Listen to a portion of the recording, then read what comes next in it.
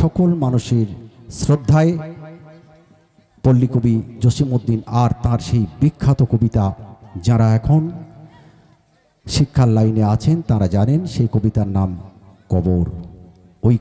এইখানে তোর দাদির কবর। এই কবিতাটি আবৃত্তি করছে সিনথিয়া খাতুন।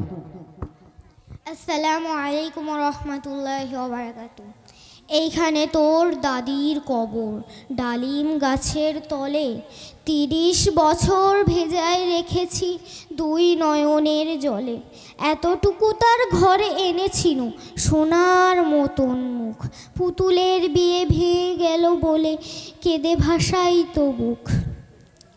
এখানে ওখানে ঘুরিয়া ফিরিতে দেখিতে নাহিকো ডর, কত কথা আজ মনে পড়ে তার, ভরে চোখ ঝরঝর।